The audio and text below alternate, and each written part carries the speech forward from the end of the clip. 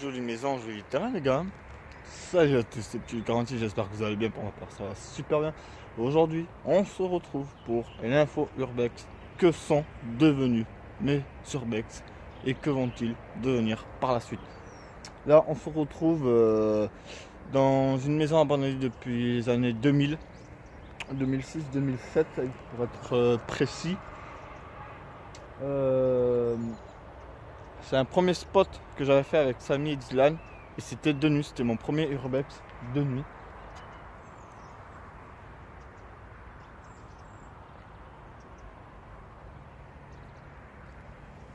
Alors je sais que cette maison, elle est en, elle est en vente parce que, enfin même en reprise de justice, parce que les grands-parents sont décédés et ils ont laissé ça ainsi que tout le terrain que vous voyez derrière moi en héritage.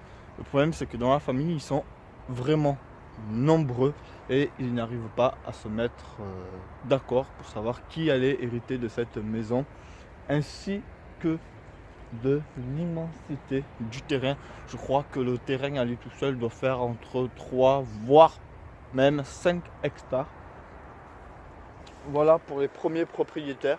Pour les deuxièmes propriétaires, les amis, je sais que c'était un papy très pervers qui est mort aux alentours de 80-85 ans dans cette demeure que vous voyez au fond. Car oui, la maison était en deux parties. Celle-là a été construite bien plus tard. Et ce papy était connu pour être pervers et sadique envers ses petites filles. C'est une anecdote que je vais vous raconter, mais moi personnellement je suis très sceptique sur ça, car je n'ai pas réussi à trouver de preuves. Mais il y a des bruits qui courent comme quoi le papy était tellement pervers et très sadique envers ses petites filles. Il y aurait un truc qui court comme quoi il aurait enfermé un après-midi de très pleine chaleur ces petites filles dans ce qu'on pourrait appeler une sorte de poulailler, ou enfin là où il mettait ses animaux. Et apparemment les petites filles seraient mortes à l'intérieur à cause de la chaleur écrasante. Comme je vous l'ai dit, j'ai pas réussi à trouver de preuves, donc je suis un peu sceptique par rapport à ça. Je vais vous montrer l'endroit de l'enclos. Alors je fais gaffe parce que je sais qu'il y a un puits quelque part. Je voudrais pas tomber dessus. Non ben il est là. Aïe. Le fameux puits. Où le papy disait notamment à ses petites filles, à ses petits enfants quand ils venaient leur rendre visite: si vous n'êtes pas sage, je vous enfermerai dans le puits. C'est bien pour un grand-père quand même dire ça avec ses enfants. Alors, voilà. Une partie de la maison, ancien, vraiment ancien. Une partie qui avait brûlé aussi.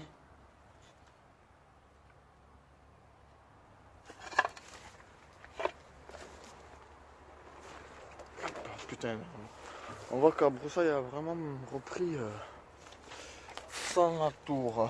Hop, hop, regardez, une autre partie les amis.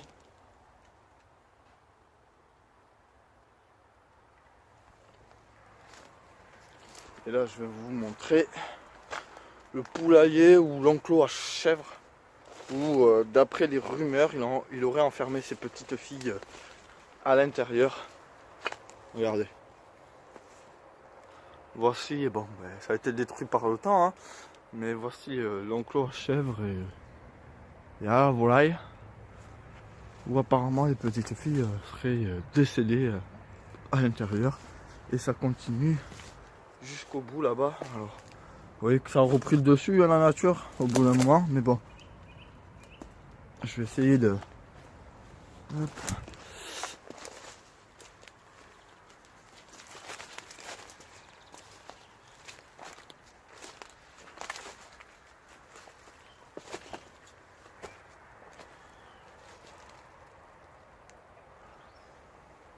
Hop. Bon, je vais pas pouvoir y passer, mais on voit que ça a été détruit par le temps. Bon, les amis, j'ai rien dit. J'ai réussi à y pénétrer et on voit que il y a une partie de la maison qui a été écroulée par le temps. Regardez ça. Alors, on aurait dû être dans, je pense, une sorte de salon. On voit la cheminée, on voit. Donc, ça serait ici que les premiers propriétaires habitaient avant que la deuxième partie de la maison soit en construction, tout ça, et que ça soit racheté, bien sûr, par les anciens propriétaires. Et ça, c'est une pièce que j'avais fait. Enfin, cet endroit-là, je l'avais pas fait avec Samy du 14. Du capator ma couille. On voit vraiment que le temps a fait. Alors, j'espère que j'ai. Oh, wow. Vous voyez comment ça. Je voudrais vous montrer un peu plus là-bas, mais. Alors. Oh putain, regardez, il n'y a plus rien. Hop. Ce qu'on va faire, les gars, c'est que je vais vous mettre sur pause. Et je vais essayer de passer droit devant moi. Pour essayer de vous montrer un maximum. Mais sans me faire. Enfin, sans tomber, quoi. Parce que. Je sais pas si je vais réussir à vous montrer, mais. Ça bouge pas mal. Donc je vous mets sur pause, les amis, et je vais essayer de passer. A de suite. Les amis, j'ai réussi à passer, mais. C'était. Chaque pas quand ça bougeait, il faut que je fous. Après. Voilà quoi, c'est normal, hein. Donc là, c'est. Un petit bonus que je vous offre parce que c'est une partie que j'avais pas fait avec Samy. Ouais, il y aura vraiment pas grand chose, pas de meubles ou quoi que ce soit, mais bon.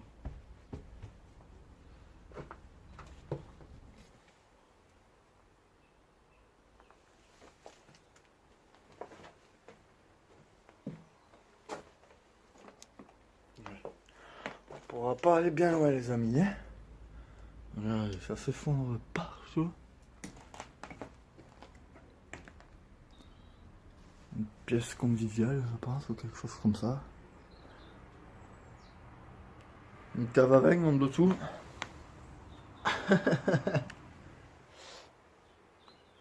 Donc, les amis, voilà l'endroit où vivait le papy pervers et sadique. Hop. Putain, ce trou de malade, mon pote. Hop, on va essayer de repasser sans tomber. Oh, je suis con, qu'est-ce que ça bouge, ma couille?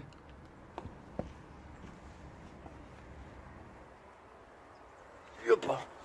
Voilà, on est passé.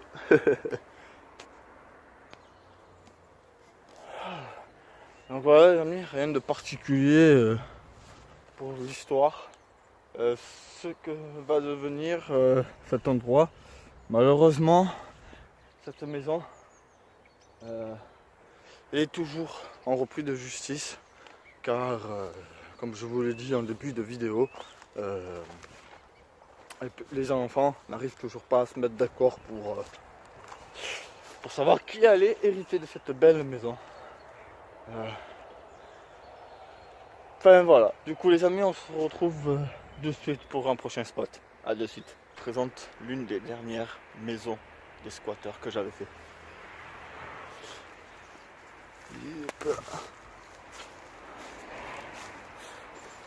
On se rappelle notamment la petite échelle fait maison que j'avais fabriquée, avec la poubelle là, le petit tabouret, les morceaux de parpaing qui étaient cassés. Hop là. Le petit fauteuil. Pas beaucoup d'infos sur cette maison, à part juste que je sais que ça a été vraiment beaucoup squatté, très même organisé, car on a pu voir à travers l'urbex que j'avais fait que ça a été fait comme une sorte de directrice il y avait à l'intérieur. Enfin voilà. Pour l'avenir, de cette maison ainsi que des autres que je vais vous montrer, ça va être démoli justement pour éviter que d'autres squatteurs n'y viennent et ne fassent d'autres bêtises, car ils ont été délogés, car ils avaient commencé à se taper dessus. Apparemment ça avait très mal tourné. Enfin voilà, ça va être démoli. Hop. Ici on a une autre maison des squatteurs que je n'ai pas pu faire et que je ne pourrai faire car ça va être démoli assez rapidement. Hop. Et la petite anecdote, c'est qu'une fois j'étais venu pour essayer de grimper à cette fenêtre là. C'était bien avant que je fasse la fabrication échelle. J'avais pris cette poubelle là que vous voyez, je l'avais mise en bas avec ces parpaings là et il faisait très froid comme aujourd'hui et malheureusement la barrière était vraiment gelée et je me suis retrouvé le cul planté dans la poubelle. Si c'était que ça irait, mais le problème c'est qu'après la poubelle elle s'est renversée et il y avait 2 jours de ça, il avait plu comme une vache qui pisse et je suis tombé à la renverse et la poubelle s'est renversée sur moi, donc je puais la poubelle. C'était magnifique. Voilà, une autre des maisons que je ne pourrais faire, des maisons de squatteurs, car vous voyez que ça a été bétonné de partout et il n'y a aucun accès pour y aller, ce qui est bien dommage. On voit que ça a été squatté car là-haut c'est ouvert mais pas d'accès. Une autre maison que j'avais fait avec Samy et Dylan quand ils étaient descendus dans le Lot, qui va être démolie par la suite, justement pour éviter que d'autres squatteurs ne viennent et ne fassent n'importe quoi. Je me rappelle, c'était à cette porte là, ici là, que j'avais fait peur à Dylan en faisant le bruit de la porte qui grince. C'était magique.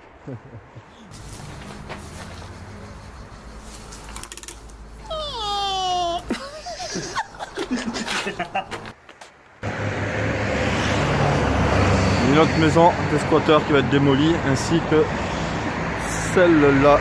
Là.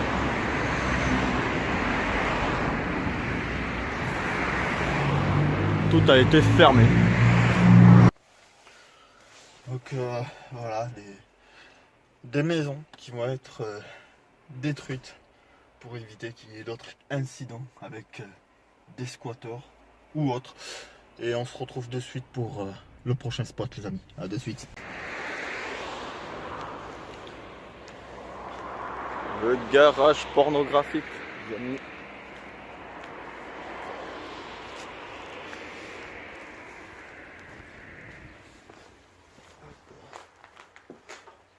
Ok tout le monde. Ici, c'est un lieu magique avec Samy du 14 quand on est venu le faire. On l'a baptisé le garage des années 70 pornographique. Pourquoi pornographique, les amis? C'est parce que dans notre vidéo à 6 minutes et des brouettes, on a trouvé un bouquin de cul qui date de 1973. Et ce garage là date de 1972. J'invente rien, regardez.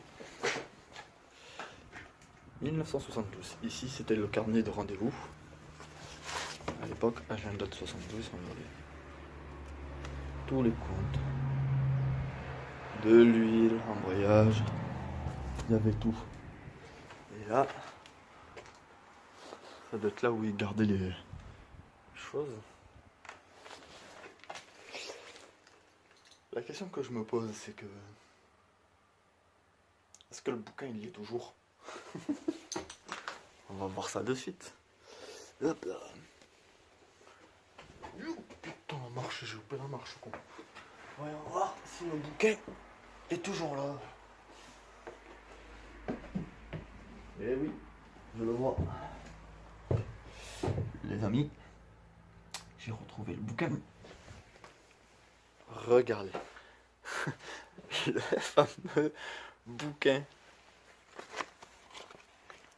Samy, je crois que ça va te rappeler des choses, mon gars.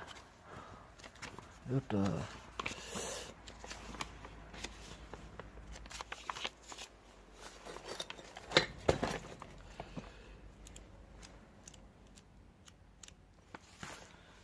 Et oui les amis,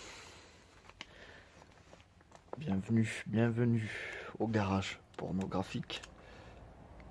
D'ailleurs je tiens à préciser que je sais pas pourquoi c'est l'une de mes vidéos qui a le plus de vues. Bande de petits pervers. Et notamment je pense à Samy du 14. Hein. Bon, je vais pas vous remontrer le bouquin, je vous conseille d'aller voir la petite vidéo le petit urbex que j'ai fait en compagnie de Samy du 14. Je connais pas grand chose à ce lieu. Je sais juste que voilà, il est abandonné depuis 1972-1973. Je ne sais pas non plus ce que va devenir ce lieu. Du coup, pour la suite. Hop les amis, on se retrouve aujourd'hui du coup pour le manoir d'Henri Jacob. Allez, go. Manoir d'Henri Jacob, écrivain, poète, mort à 77 ans, une mort inexpliquée. Tout ce que je sais, c'est que à l'époque moyenâgeuse, ce manoir a été construit sur des bases dites rituelles, magie noire par des sorcières, des sorciers à l'époque moyenâgeuse, les gars, ça va. Et il y aurait aussi notamment la forêt aux sorcières. Et au bout de ce petit nid de forêt, ça serait là où il y a une sorte de petite clairière en rond. Et ça serait là où elles se réunissaient pour faire leur magie. Allez, venez.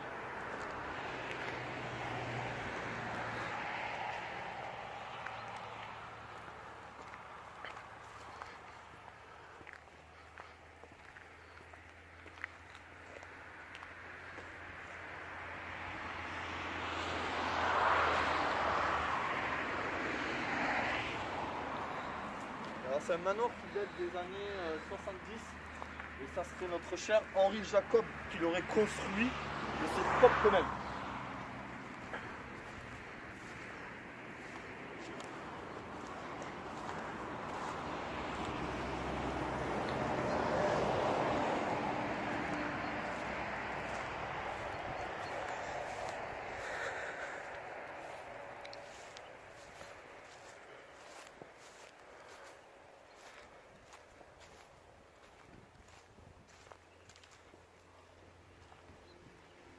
Alors ce manoir il est abandonné depuis beaucoup d'années parce que la première fois que j'ai aperçu ce manoir au bord de la route, il va avoir 13-14 ans et il est déjà dans cet état là, donc pour vous dire que ça remonte à très très loin.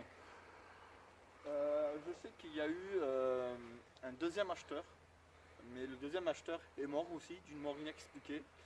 Le troisième acheteur a été hospitalisé pour blessures très graves, il n'est pas mort, heureusement pour lui.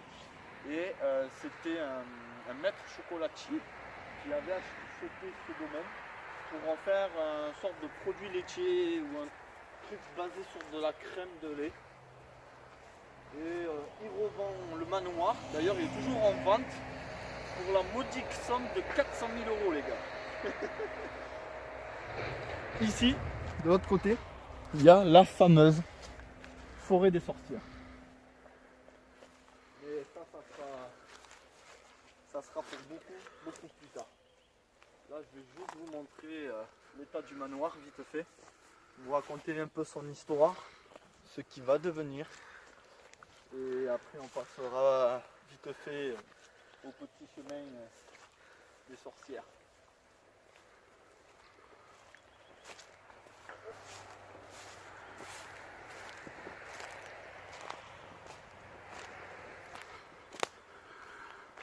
Alors ce manoir, c'était une sorte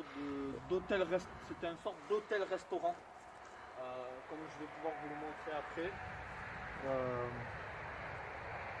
Voilà, c'est dommage de laisser une bâtisse comme ça à l'abandon, pourrir. Allez, venez. C'est un manoir que j'ai visité plusieurs fois, notamment avec Samy Dylan. Salut ma couille. C'était en fin de journée qu'on l'avait fait aux alentours de 5h30, 6h par là.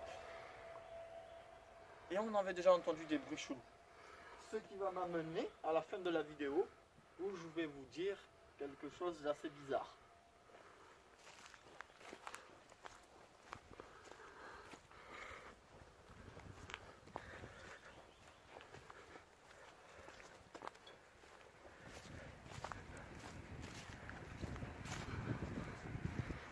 Alors on peut voir que la façade de l'entrée du manoir elle a été entretenue quand même par les anciens propriétaires des lieux. Mais malheureusement, ça demande beaucoup de moyens pour restaurer une bâtisse de ce genre. Après, c'est un lieu qui est très fréquenté par les urbexeurs et les gens de passage dans le coin. Il faut dire aussi que quand on voit sur notre route une bâtisse comme ça, on a une seule envie, c'est de s'arrêter, faire quelques photos.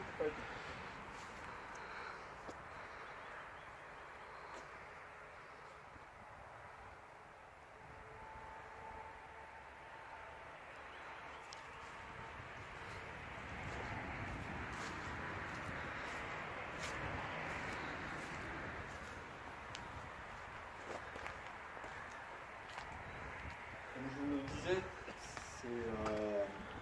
il y a beaucoup de gens qui viennent le visiter et la règle de ce manoir veut que quand tu viens le visiter, tu laisses un petit mot de ton passage. Hop. Je prends la suite les gars. Et hop là. Et notamment, j'y ai laissé ma petite marque. Du 46, basé sur de l'urbex.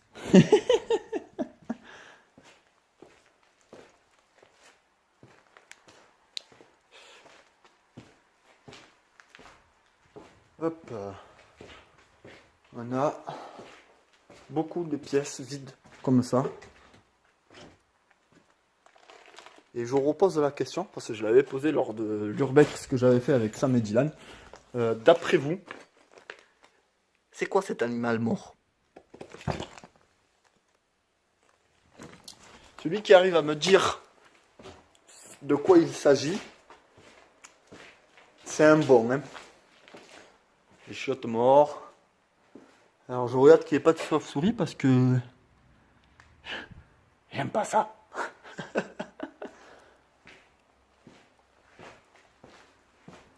Hop.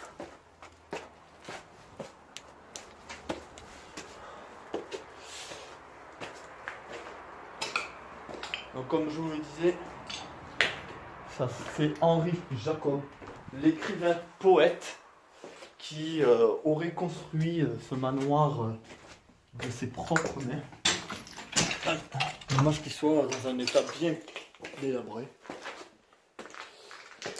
Et je me suis toujours posé la question, pourquoi dans une pièce comme ça, faire un truc comme ça? Pourquoi? Oh, regardez-moi la vue. Hop. C'est un manoir très très grand, mais vraiment grand. Ça continue là-haut. Moi, je vais pas vous faire toute la visite, les gars. Ah, je vous laisse aller voir le petit urbex. D'ailleurs, que j'ai dû refaire tout seul parce que quand je l'avais fait avec Sam et Dylan, j'ai eu un problème. Plus de batterie dans ma lampe, plus de batterie au niveau de ma caméra. Ça a été le gros bordel.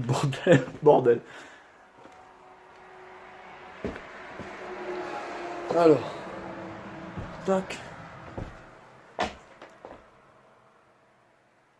Ça a été... C'est quoi les papiers de l'ancien...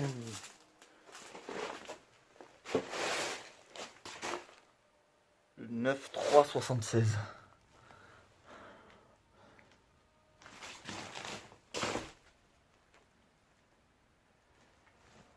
Quand Henri Jacob est mort, le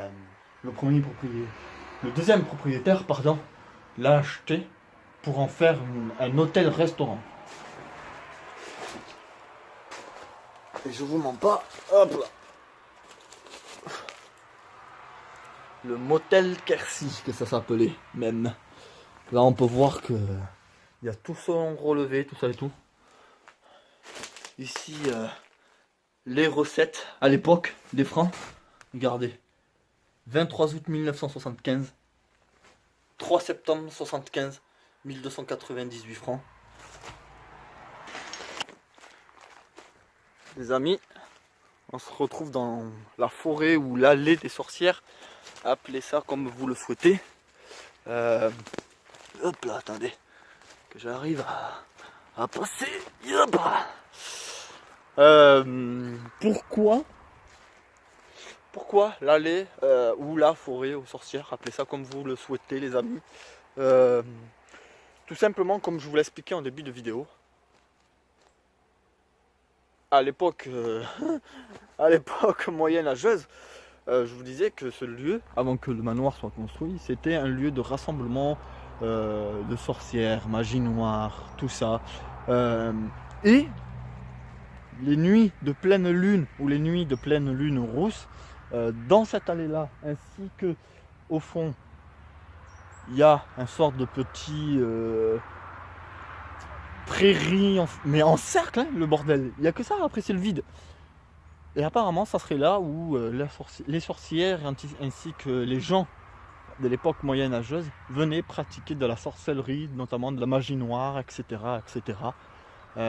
Tout ça pour vous dire que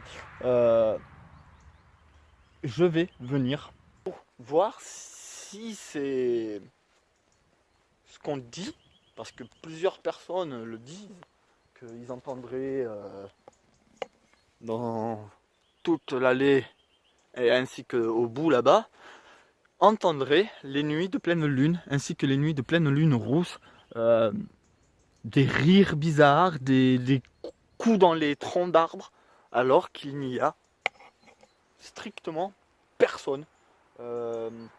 Du coup, je vais faire une sorte de petite... je sais pas si on peut appeler ça une enquête ou quelque chose comme ça. Appelez ça comme vous voulez, les amis. Je vais juste, un soir de pleine lune ou un soir de pleine lune rousse, venir et faire une sorte de petite enquête, mais pour juste vérifier si ce que l'on dit est vrai ou pas. Vous inquiétez pas, de toute façon, je vous ferai un petit teaser pour vous prévenir, tout ça et tout, comme d'habitude. Voilà. Du coup, les amis, c'était le dernier lieu de l'info urbex. Que sont devenus les urbex et que vont-ils devenir par la suite?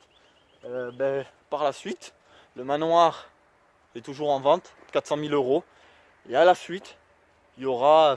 Ouais, j'aime pas trop employer ce mot-là parce que c'est pas mon truc de faire ça. Mais on va quand même vérifier la théorie. Donc à l'avenir, il y aura bientôt la prochaine pleine lune ou la prochaine pleine lune rousse.